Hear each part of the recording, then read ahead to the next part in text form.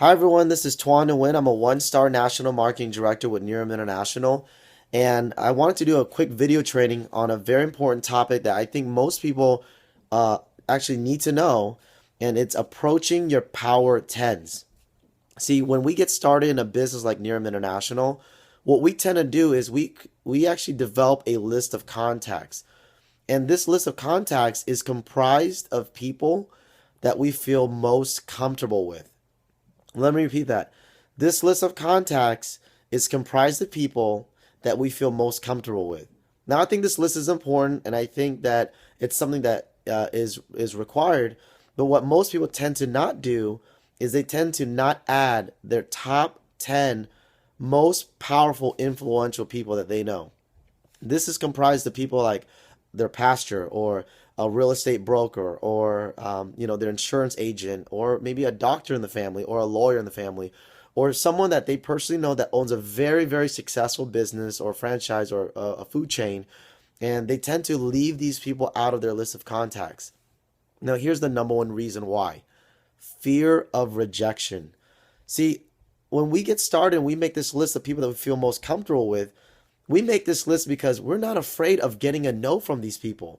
These are people, some of them we've gone to school with. Sometimes they look up to us. It could be like, my little brother, right? Or it could be your younger sister or a younger cousin. But we tend to not add the people that are most influential or powerful in our life. And this goes way back, a little bit of awareness here. This goes way back when you were kids, when we were kids, right? Think about this. When we went to school and we got our homework back and you didn't get a smiley face, how did you feel? A sense of rejection, like a letdown? Or when we actually took our progress report home, we gave it to our mom and dad and it didn't have an A on there or it didn't have a smiley face or whatnot. And they gave you that face of disappointment. How did you feel? Very discouraged. And so that actually carried on from being a child, from a teenager, all the way to now as being an adult. And today we fear rejection. And guess who we're from? The people we look up to. And so you have to be aware of that, a no is just going to be a no. And we tend to rather get a no from people that look up to us than someone we look up to. And what I want to do is I want to be able to actually help you let go of that uncomfortableness or that anxiety, to let you know that it's okay. And you want to go after the 10 most powerful people you know, because they actually have a sphere of influence, or they know people that you would never know possible. And here's the thing. I've learned a long time ago that if you know someone from a small town, approach that person, but better yet, go approach the person that owns the restaurant, because the restaurant owner usually feeds the whole entire town. So you want to be able to go after the person with the most influence, because they have a tendency to actually have a ton of contacts, a ton of relationships. We are in the relationship marketing business. And if you know someone that has a ton of relationships, then you are what we call acquiring leaders in your business, okay? Now I'm going to give you a couple of tips real quick. What you want to do is you don't want to approach them by saying, hey, look, I want you to take a look at this video. Or, hey, do me a favor, watch this video.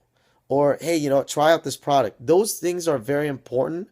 And what you want to do is you want to approach these folks that are most powerful people on your list by asking for their help, asking for their opinion. A friend of mine said a long time ago, you want to fluff their ego. And I'll give you an example of what to say. You want to say, hey, John, listen, I haven't, how do I say this? Okay, let's just say, for example, John is, your real estate broker, very successful, probably is a multimillionaire. You're going to approach John and you're going to say, hey, John, listen, you're someone that I definitely look up to. You've been very successful at what you've done. And you're someone that I have absolutely tremendous amount of respect for. I'm actually working on a project and I would love to get your opinion on it. And because I respect you and because I know you've done very well what you've done, it will mean the world to me if I can get your thoughts on it. If I stop by your house and actually drop off something, would you do me a favor and take a look at it?